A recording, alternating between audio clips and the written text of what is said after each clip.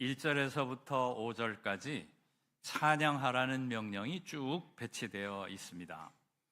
그리고 이 시편 105편의 제일 마지막 부분 45절에도 보면 할렐루야 하는 것은 찬송하라, 찬양하라는 말이니까 찬양하라는 명령이 배치되어 있습니다.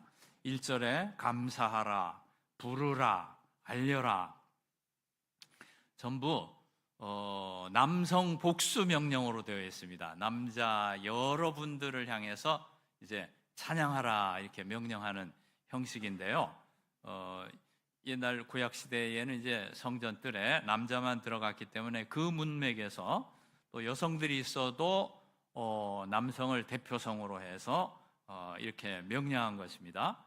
그리고 2절에는 노래하라, 찬양하라, 말하라 했고요. 3절은 자랑하라, 그 다음에 5절은 기억하라, 전부 복수, 남성 복수 명령입니다. 그리고 45절 제일 끝에 할렐루야 한 것은 이제 여호와를 찬양하라, 이것도 남성 복수 명령입니다. 제일 앞부분과 제일 뒷부분을 같은 형식으로 넣는 거, 이것을 이제 양괄식, 그 학자들은 이것을 봉투구조 이렇게 부르는데요. 이 구약 성경이 많이 쓰는 기법입니다. 앞에 찬양하라, 제일 뒤에 찬양하라. 그럼 무엇을 찬양할 것인가? 7절에서 14절 사이에 찬양할 내용을 빼곡히 집어넣고 있습니다. 이스라엘이 애굽에 들어가서 하나님의 은혜로 많아지고, 그 다음에 출애굽하는 그 엄청난 은혜로 출애굽해서 광야를 생활하고, 그 다음에 가나안 땅을 받는 그 역사입니다. 이것을 우리 신앙으로 표현하면 복음이라고 말할 수 있죠. 예수님의 십자가의 구속이라고 말할 수 있습니다.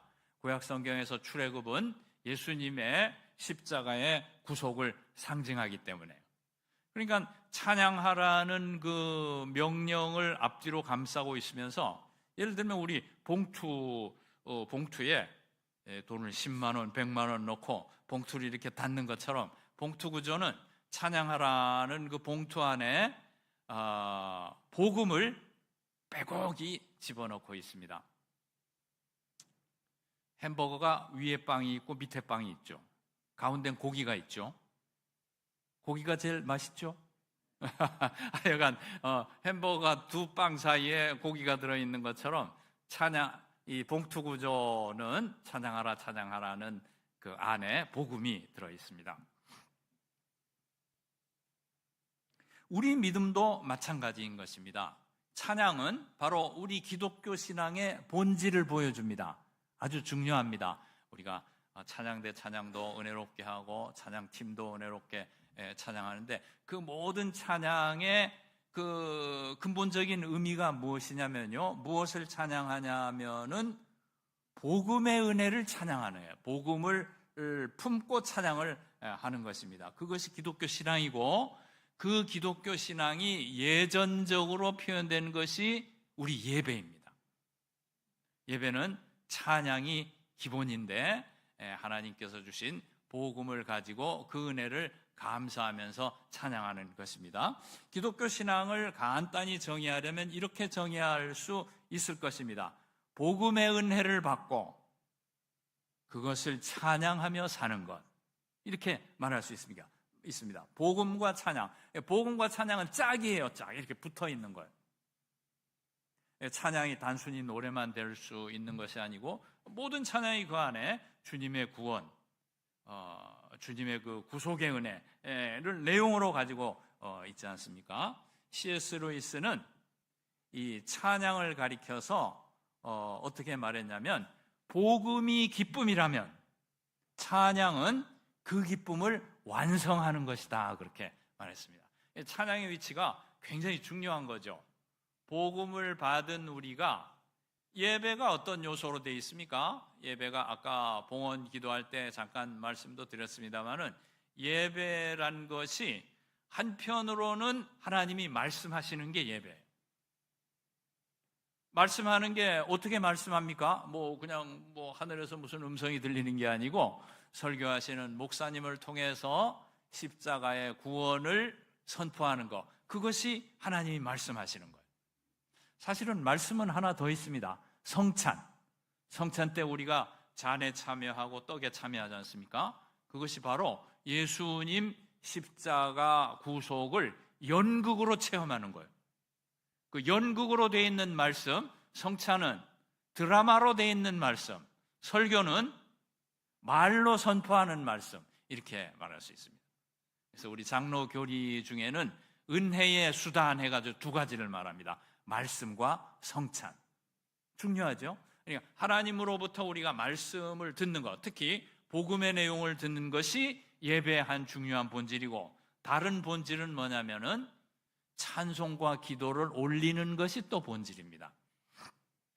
하나님께서 복음의 은혜를 주신 것에 대한 마땅한 우리의 응답으로 하나님 앞에 기도하고 찬송하는 것입니다.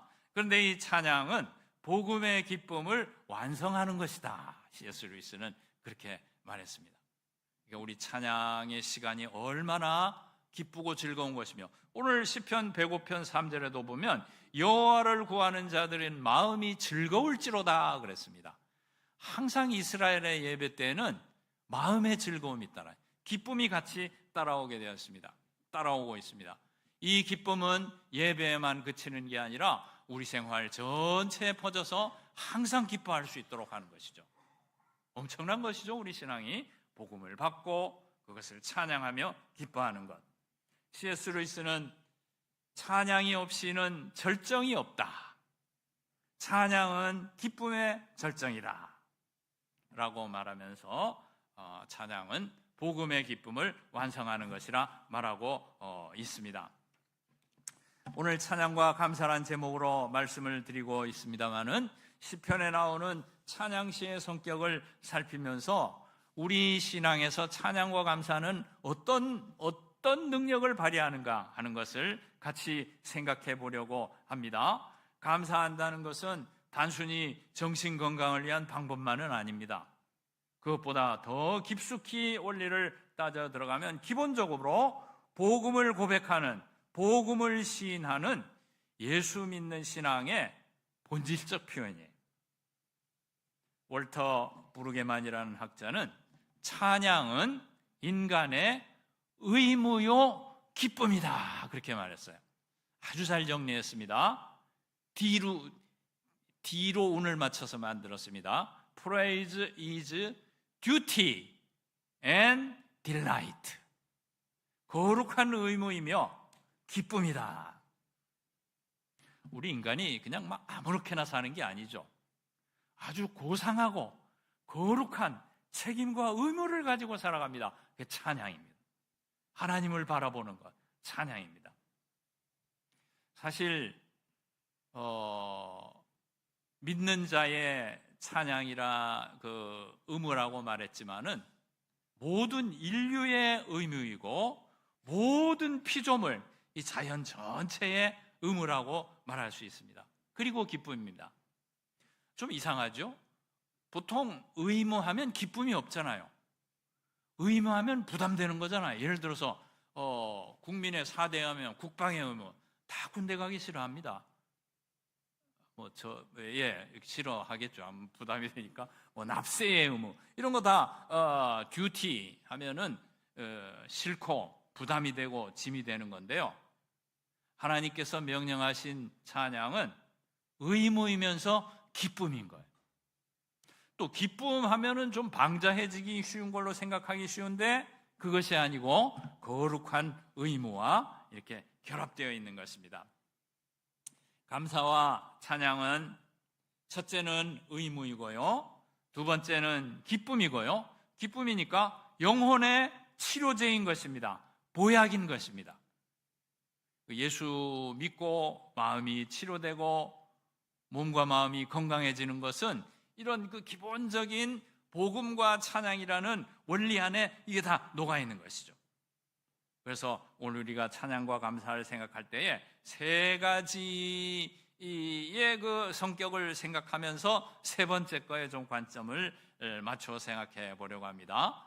찬양과 감사는 첫째 의무다, 두 번째 기쁨이다, 세 번째는 기적이다. 이런 내용을 우리가 말씀드릴 수 있겠습니다. 찬양과 감사는 지금 말씀드린 대로 신앙의 기본입니다.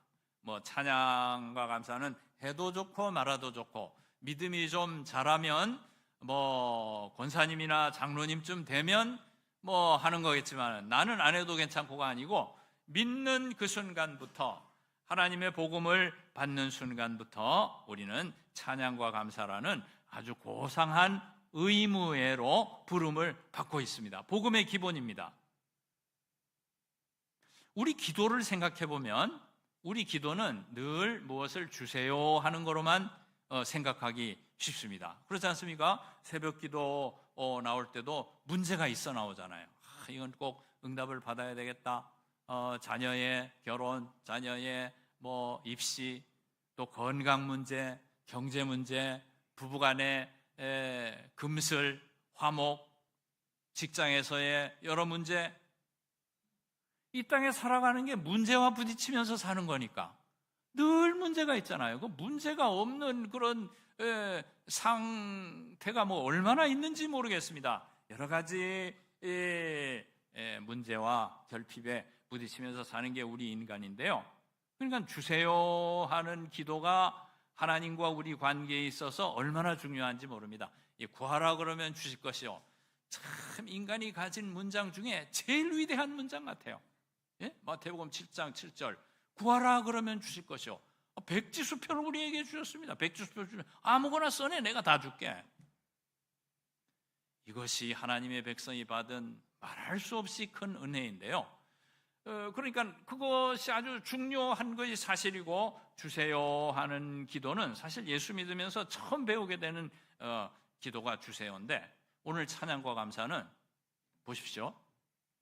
이 시편은 기도책인데요, 시편에는 크게 두 종류의 기도를 가르칩니다. 자세히 학술적으로는 7가지 하지만 크게는 2가지라고 말할 수 있는데, 한쪽은 뭐죠? 탄식.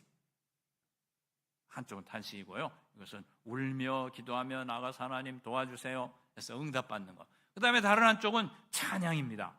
찬양은 달라는 게 없습니다. 그냥 하나님, 오늘 배고편도 시간이 없어 못 읽었습니다만 7절 44절 읽으면 하나님께서 요셉을 보내셨네, 그 다음에 10개의 재앙을 주셨네, 그리고 애굽의 장자를 치시고 이스라엘을 출애굽시키셨네, 광야를 통과하게 하셨네, 가나안 땅을 주셨네, 하셨네. 어쨌다는 거예요? 옛날 잘 하셨겠지 그래서 우리와는 별로 관계없는 그 기도로 생각되는 게 찬양인데, 탄식은 우리가 잘 알잖아요. 새벽 기도도 나와서 하고, 주일도 예배 바치면 기도하다 가시고, 수요일, 금요일 주세요는 익숙한 기도입니다. 탄식은 주세요라고 말할 수 있어요. 어려움을 하려면서 도와주십시오 하니까요. 찬양은 감사합니다로 말할 수 있어요. 주세요라는 기도와 감사합니다라는 두 기도를 가르쳐주고 계신데, 주세요는 우리가 잘 알고 있습니다만은, 어쩌면 감사합니다는 우리가 잘 익숙치 않은 기도라고 할 수 있습니다. 감사하면 좋지, 마음도 평안하고 자유로워지고 그냥 영혼 건강을 위해서 필요한 정도로 생각하지만은, 사실 시편이나 성경 전체의 이 구원의 복음을 볼 것 같으면은 주세요 하는 기도도 중요한데, 감사하는 기도가 더 기본적이고 중요하다는 걸 가르쳐 줍니다. 우리는 예수를 처음 믿으면서 우리가 감당할 수 없는 문제에 부딪혀서 하나님 앞에 주세요 하면서 나와가지고 치료받고, 문제 해결하고, 인도받고, 위로받고, 얼마나 많은 걸 받았는지 모릅니다. 우리 한반도에 살아가는 우리들은 이 주세요 하는 탄식기도 가지고 얼마나 수지 맞았는지 몰라요. 이렇게 복을 받았지 않습니까? 그런데 신앙생활을 하면서 성경을 읽고 시편을 읽고 구속사를 공부해 보니까 주세요보다 더 중요한 기도가 있었으니 감사합니다. 찬양합니다. 여호와를 찬양하라, 여호와께 감사하라는 말씀대로 감사하고 찬양하는 것이 더 우선이라는 것을 발견하게 됩니다. 그건 왜 그렇죠? 복음 안에 우리가 주세요 해가지고 받아야 될 게 이미 다 들어있으니까.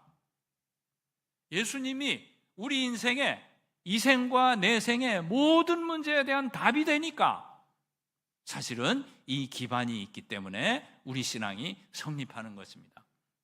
우리가 주세요 해서 받고 또 우리가 뭘 이렇게 교회를 봉사하거나 헌금하거나 막 해서 이렇게 신앙생활을 하고 하니까 어떻게 보면 우리가 하는 게 신앙의 전부 또는 출발로 생각하기 쉽지만은 성경의 원리는 무엇입니까? 복음의 원리는 무엇입니까? 하나님이 먼저 해주신 것이 우선이 되는 거예요. 예수님이 십자가에 달리시고 살아나셨기 때문에 우리가 예수를 믿으러 교회 나왔잖아요. 마찬가지예요. 하나님이 이미 이루어주신 복음이 먼저고 그거에 대한 반응인 감사가 중요한 이유가 이것입니다. 주세요 하는 기도는 많이 더 해야 될 것입니다. 이것도 약해지면 안 되겠지만 우리 신앙이 성장하고 안정된 기반 위에 서고 정말 뭐라고 그럴까요? 성화의 열매를 믿고 세상에 빛이 되는 이러한 그 성숙의 열매를 맺어가려면 주세요 계속해야 됩니다. 절대 이것은 2급 기도라든지 안 해도 좋다는 뜻이 아니고요. 우리가 성숙해지려면 주세요도 중요한데 감사합니다 하는 것이 더 우선이라는 것을 알게 되고 그렇게 기도 생활이 이어지는 것이 매우 중요하다고 생각합니다. 이것을 넘어서야 우리의 성숙이 다가올 것이다. 이런 생각을 하게 되는 것입니다. 주세요 하는 것은 좋은 믿음이지만 기독교 신앙은 더 본질적인 하나의 차원이 있으니 찬양합니다. 감사합니다. 그래서요, 새벽 기도할 때도 문제가 있어가지고 나오잖아요. 막 급하게. 아침에 일어나는 게 얼마나 힘듭니까? 저는 청년 시절에 너무 몸이 약해가지고, 이렇게 방황했다고 할까? 그게 트라우마가 있어서인지요. 지금도 새벽 기도 일어나려고 종을 맞춰서 따르릉 하면 이거 이렇게 일찍 일어났다가 몸 상하는 거 아닐까? 지금까지도 그런 생각을 해. 예수를 50년 가까이 했는데 지금도 새벽에 몸 상하는 거 아닐까? 한 30분 더 자야 되는 거 아닐까? 이게 뭔지 모르겠어. 그러니까 근데 벌떡 일어나서 나오게 되는 경우는 뭡니까? 마음에 고민이 있을 때, 걱정거리가 있을 때는 확 나와서 기도하고, 기도하면 들어주시는 그걸 너무 잘 알기 때문에 확 기도하고, 또 새벽 기도한 건 잘 들어주시더라고요. 그래서 하게 되는데, 제가 드리는 말씀은 무엇인가 하면은, 문제가 있어서 이렇게 기도하게 되는 그것이 우리 새벽 기도에 많은 경우 그런 동기일 수 있지만, 새벽 기도나 기도에 나와서 문제가 깊하지만은 성급하게 주세요 하기 전에 감사합니다, 주님이 이루신 구속을 찬양합니다, 이렇게 높이 사드리는 거, 정말 잘하셨습니다, 찬양합니다, 감사합니다, 이렇게 기도 순서를 좀 바꿔가면은 이것이 복음 중심의 신앙이요, 하나님 중심의 신앙이요, 그리스도 중심의 신앙으로 옮겨가게 될 것이다. 기도나 예배에 여백을 주자는 말입니다. 공백이 아니고 여백이에요. 내가 말하는 것으로 꽉 채우지 말고 하나님이 말씀하게 기다리고 하나님의 은혜의 의미를 새기는 시간을 먼저 갖고, 내 말로 꽉꽉 채워버리지 말고 말씀으로 말씀하시게, 이미 이루신 것을 높이 사는 시간을 먼저 가지고 기도해도 급하지 않아요. 찬양과 감사는 우리 신앙의 본질이기 때문에 마음을 써서 훈련할 필요가 있습니다. 마음을 쓸 필요는 있습니다. 왜 그러냐면 우리 이런 종교적인 문화 습관이 그냥 주세요만 하고 마치기가 아주 쉽게 돼 있어요. 이 동아시아에 사는 우리가. 그래서 감사합니다, 찬양합니다, 기도 전에 예배 드리면서도 이런 자세를 가지는 것, 원리를 말씀드렸고요. 그 다음에 두 번째는 뭘 말씀드리려냐면은 이렇게 감사합니다 하는 기도는 뭐 별로 건져 먹을 것이 없는 기도로 생각하는데 그렇지 않습니다. 이 찬양과 감사를 드릴 때에 하나님께서 얼마나 은혜를 많이 주시고 기적을 베풀어 주시는지 모릅니다. 이 시편에도 많은 찬양이 있는데요, 깊숙이 신학적 의미를 생각한다면은 우리 예배를 드린다는 것은 십자가와 부활의 구속을 기억하는 건데, 여기도 5절에 보면 기억하라고 그랬잖아요. 기억하는 게 굉장히 중요합니다. 5, 6절 이제 제일 마지막 문장, 이제 5절에 있는데 문장상으로 6절과 이어져 있기 때문에 그런데요, 기억할지어다. 예배는 기억하는 거예요. 주님의 십자가와 부활을 기억하는 것인데요, 기억할 때에 2000년 전에 이루신 이 십자가와 부활의 은혜와 기적이 우리 삶에 현재화되는 거예요. 그때 끝났는데 그 끝난 그 사건을 현재로 연결시키는 일이 예배인 것입니다. 얼마나 중요한지 모릅니다. 그 예배 와서 설교를 은혜를 받았다 못 받았다, 저 같은 사람 설교할 때 제일 미안합니다만은 그런 거는 좀 접어두시고요. 뭐 예배 분위기가 좋다 뭐 그런 것보다도 예배를 드리는 것 자체가 주님의 십자가와 부활을 기억하는 것이고, 말씀을 들으면서 기억하고 성찬을 통해서 기억하고, 그 기억하는 것을 통해서 주님의 십자가 부활의 기적과 은혜와 능력이 활성화되어서 우리 삶을 주장하게 되는 것입니다. 전 아무 느낌이 없는데요, 아무 느낌이 없어도 좋아요. 믿음으로 받아가지고 가는 거예요. 날마다 주일날 예배 오면서 우리는 엄청난 일을 하고 있는 것입니다. 은혜로 하고 있는 거예요. 은혜로. 십자가와 부활의 그 구원의 능력을 내가 쭉 흡수하고 돌아가는 것입니다. 그런데 중요한 것은 이 찬양과 감사를 통한 은혜와 기적이 예배 때만 일어나는 것이 아니고 생활에서도 그게 일어나는 것이죠. 예배의 기적이 생활에도 일어나는 것입니다. 생활 속에서도 찬양하고 감사할 때에 그 은혜와 기적이 현재화되고 체험으로 나타나고, 하나님을 기쁘시게 하는 일은 뭐 하나님 찬양하면 하나님 좋아하시겠지만 뭐 나한테 돌아오는 건 뭐 있지? 아이고 뭐 남는 게 아무것도 없는 것 같다, 공허하다, 그렇게 생각될 수 있는데 공허한 것이 아니고 의식에 그치는 것이 아니고요, 손가락 빠는 일이 아니고 찬양하고 감사하면 우리 두 손 가득히 건져 먹을 거리를 안겨주시는 것입니다. 은혜와 복을 받는 것입니다. 거기에 치료가 있고 문제 해결이 있고 인도가 있고 위로가 있는 것입니다. 솔직히 말하면, 아주 속되게 말한다면, 문제가 있어서 괴로울 때, 해결 봐야 될 때 방법이 두 개예요. 주세요, 감사합니다. 두 개 다 통하는 방법이라니까요. 아주 우리 입장에서 얘기하면. 대표적인 예가 다니엘이죠. 다니엘 6장 10절에 보면 다니엘이 예루살렘 쪽으로 창을 열어놓고 하루에 3번씩 감사합니다. 사자에게 뜯겨 죽을 위험 앞에서 낙심해도 10번, 100번, 1000번 낙심해도 누가 뭐라고 할 수 없는 그런 상황 속에서, 아이고 우리 민족은 왜 이렇게 못나가지고 바벨론의 포로로 잡혀왔나 부터 시작해가지고 좀 관료가 되어서 뭐 하려고 그랬더니 이제 기도하면 사자굴에 던진대,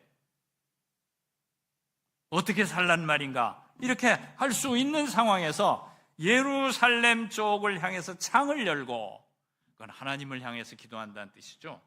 하루에 3번씩 감사했다고 그랬습니다. 3번. 아침, 점심, 저녁 했는지 3번. 나 잡아가라는 거죠. 혹시 그 중에 지나다니는 사람 중에 정부 요원이 없어서 내가 기도하는 거 못 볼까 봐 3번씩 문을 열고 기도를 했다고 그랬습니다. 감사를. 대책이 없는 사람 같지만 해결할 수 없는 어려운 문제 앞에서도 하나님 앞에 감사하는 것이, 하나님 앞에 찬양하는 것이 어떤 은혜이며 어떤 기적인지 이 사람 삶으로 보여주고 있습니다. 뭘 감사했을까요?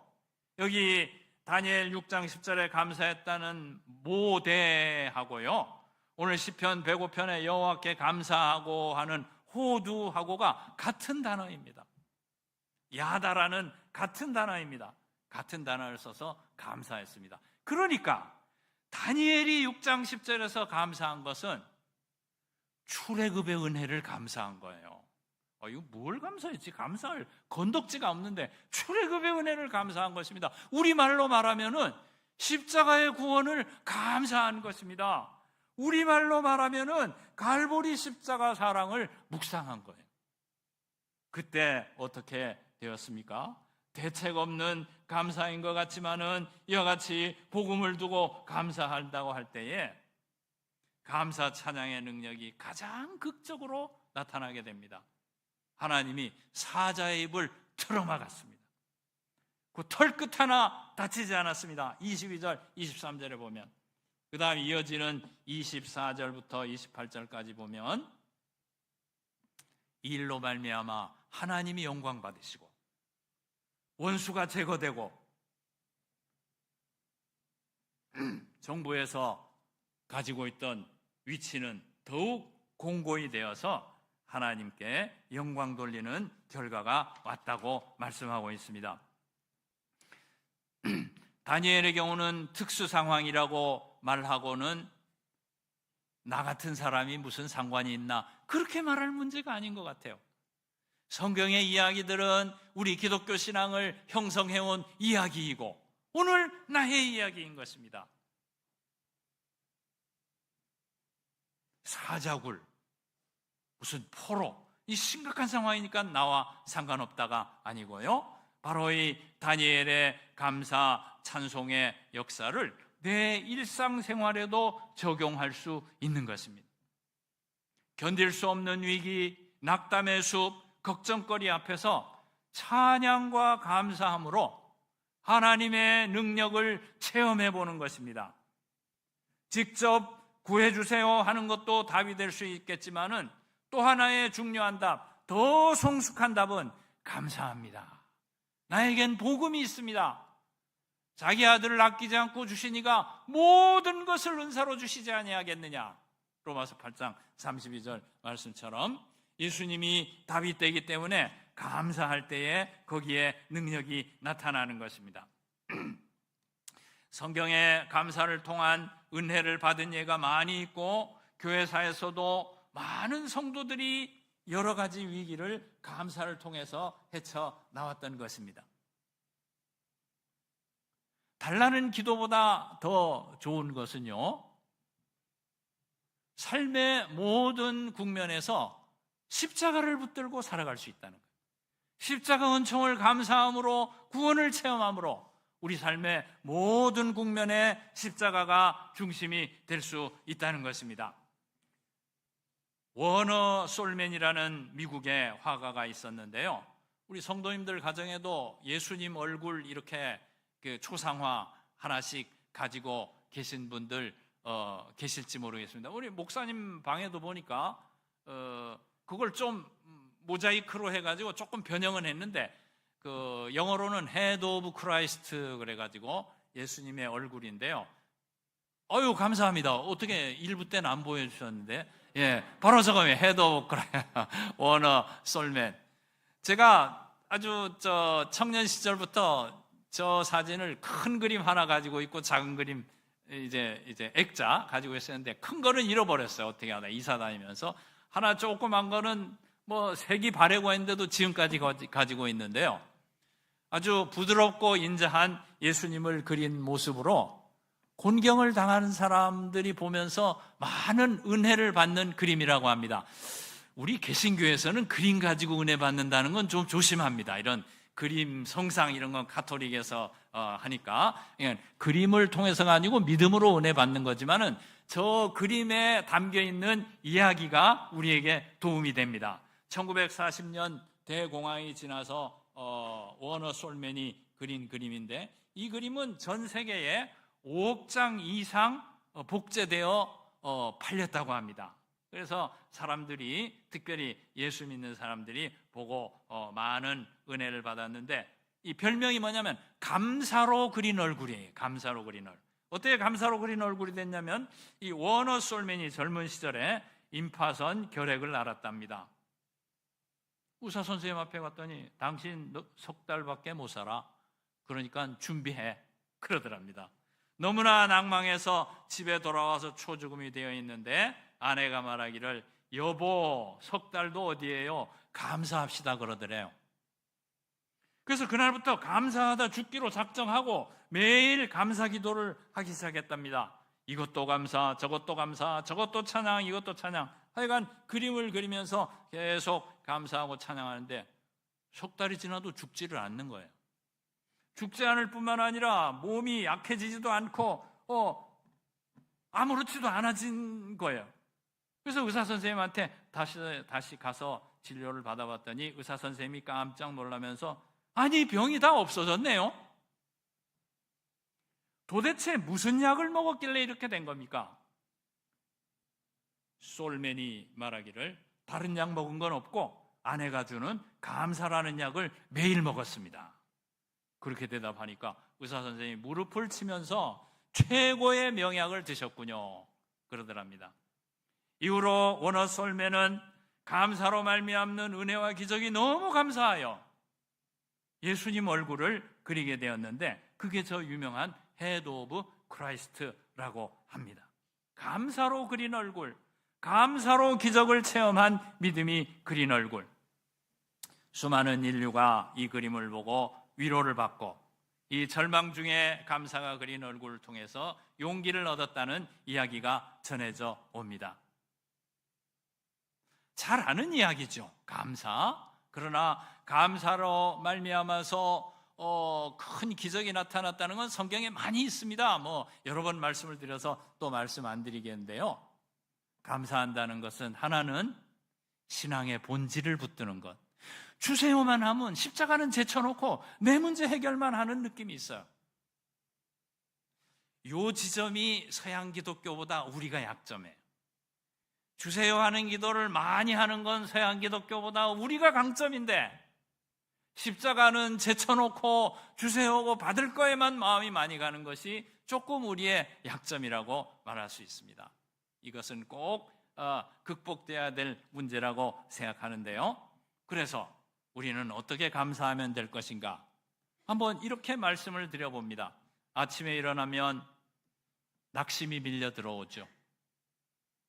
어제의 스트레스가 오늘도 확대돼서 아이고, 오늘 어떻게 사나 이렇게 생각이 듭니다. 근데 그때 내 영혼을 거기 맡겨두지 말고 오늘이 최고의 날입니다. 감사합니다. 주님 십자가가 있기 때문에 오늘이 최고의 날입니다. 이렇게 고백하면서 나아가는 것이 어떨런지요. 예레미야가 3장 23절 보면, 이것이 아침마다 새로우니 주의 성실이 크도소이다. 아침은 우리가 공격받는 시간이 아니고 주님의 언약의 성실성, 주님의 자비를 새롭게 확인하는 시간이에요. 시편 30편 5절에도 보니까 저녁에는 울음이 기숙할지라도 아침에는 기쁨이 오리로다. 십자가가 있기에 최고의 날입니다. 감사합니다. 찬양합니다. 이것이 우리의 출발이 될 수 있는 거예요. 아침에 시도해 보니까 효과가 괜찮은데요, 이건 점심에도 괜찮아요. 저녁에도 괜찮고 수시로 최고의 날입니다. 옛날이 좋았지 그런 말 할 필요 없어요. 오늘이 최고의 날입니다. 옛날 돌아볼 필요 없고 오늘 받을 복을 내일로 미룰 필요가 없고 오늘이 최고의 날. 그렇지 않습니까? 쓰라린 일 있는데도 최고의 날입니까? 쓰라린 일 있어도 최고의 날이에요. 왜 그렇죠? 마음에 안 드는 쓰라린 일들 있다고 한다면은 그것은 여러 번 말씀드리고 있습니다만 내 뜻대로 안 되고 하나님 뜻대로 되고 있으니까 그것도 최고의 날이죠. 쓰라린 일 있으면 그것 때문에 기도하러 나오게 되니 정말 최고의 날이죠. 아무 쓰라린 일 없고 평안해 보세요. 그리고 기도 잘 되시는 분, 저 좀 이따가 만나 주시기 바랍니다. 좀 그렇게 기도하면 좋겠는데 왜 저는 이렇게 스트레스 아침에 근데 그게 은혜의 방편이에요.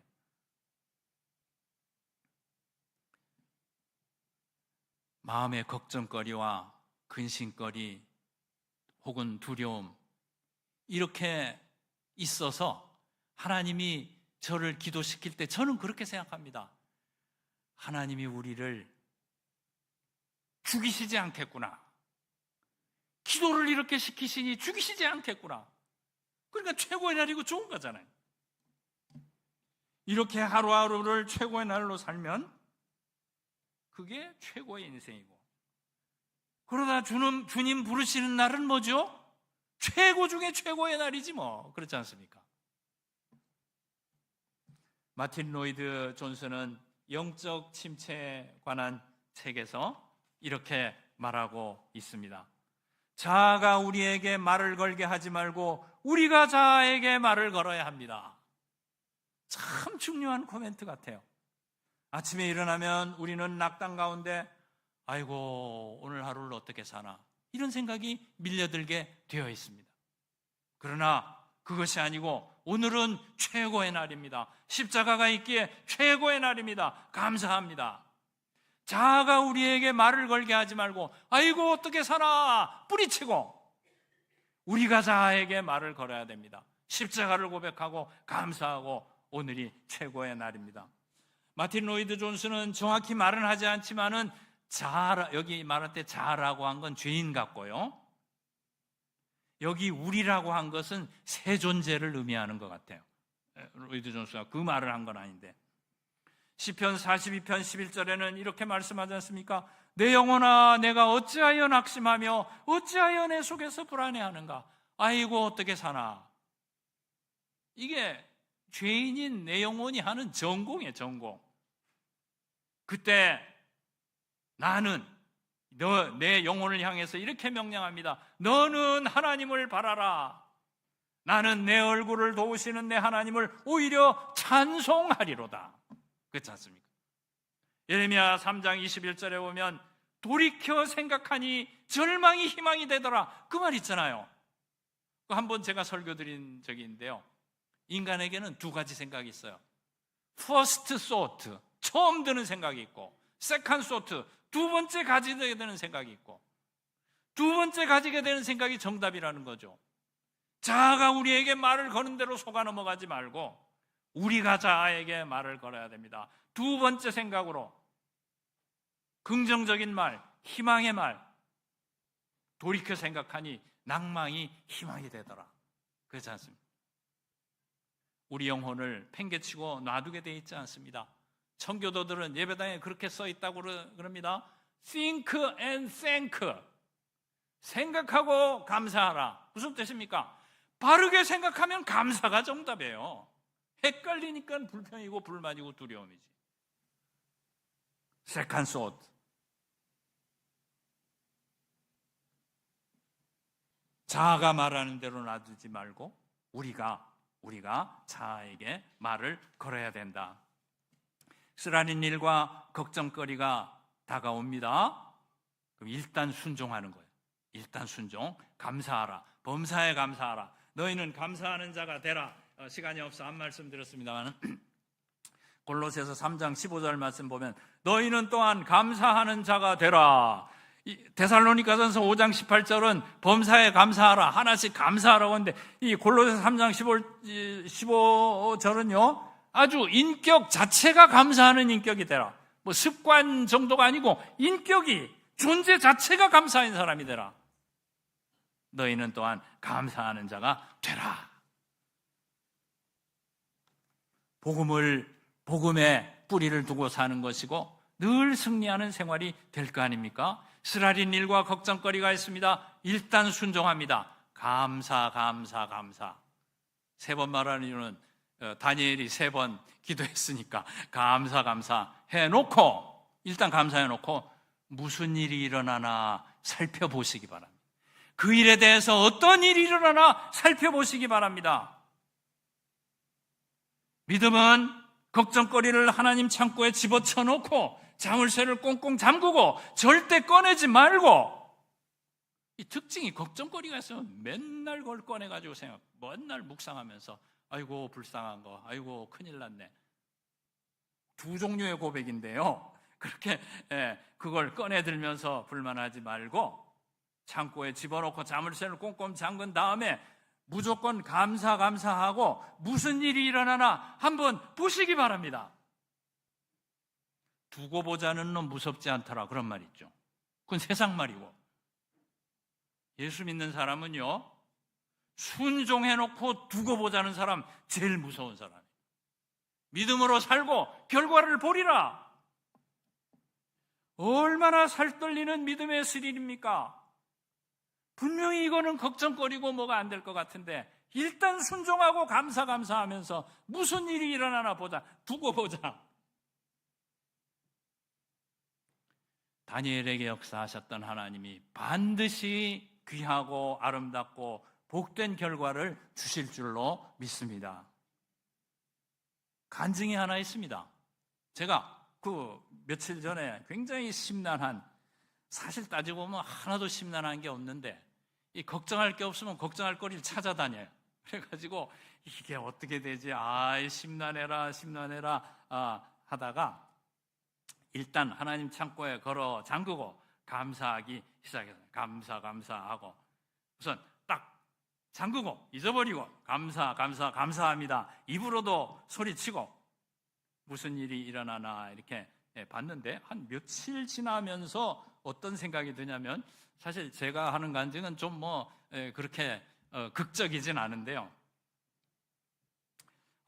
이 심란한 게 다 내 교만에서 왔구나, 그 생각이 들더라고요. 아차차차, 교만을 버려야 평화가 오겠구나. 교만, 자존심 이런 걸 회개했습니다. 교만하지 말고 겸손하십시오. 설교도 얼마나 잘하고 댕겼는지 몰라요. 엄청나게 막 침을 튀기고 설교를 하고 다녀놓고는 인간의 영혼은 가만두면은 교만과 자존심이 영혼 속에 부풀려 자라는 걸 발견할 수 있습니다. 그러니까 죄인이지. 그렇잖아요? 나를 관찰하면 죄인인 걸 알 수 있는데, 그래서 깨닫게 된 것이 교만을 회개하는 것이 답이구나. 죄를 깨닫고 그것을 회개하는 것이 답이구나. 이 교만을 회개하는 이 일, 즉 내 영혼은 주기적인 청소가 필요하구나, 그런 깨달음이 있었습니다. 그때 제가 느끼는 교만이라는 걸 회개하니까 마음에 자유가 생기더라고요. 그리고는 이런 생각까지 했습니다. 기왕 겸손한 거 내친 김에 처음 믿을 때의 겸손으로 돌아가 보자. 그러니까 더 자유가 커져요. 작은 것 같지만은 이것도 하나의 기적이 아닐까, 그렇게 생각합니다.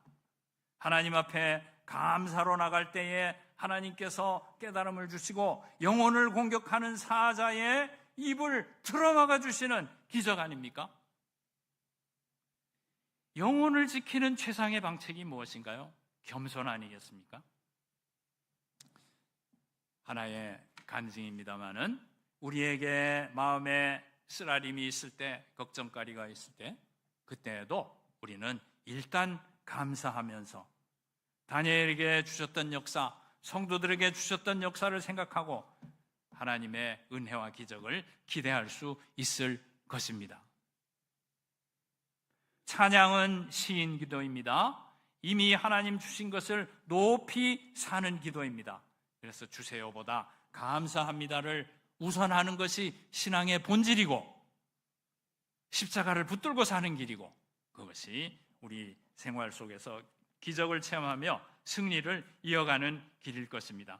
복음을 품에 안고 찬양으로 그 기쁨을 완성하며 감사로 기적을 체험하는 승리 생활하는 여러분 되시기를 간절히 바랍니다. 기도하겠습니다. 하나님 아버지,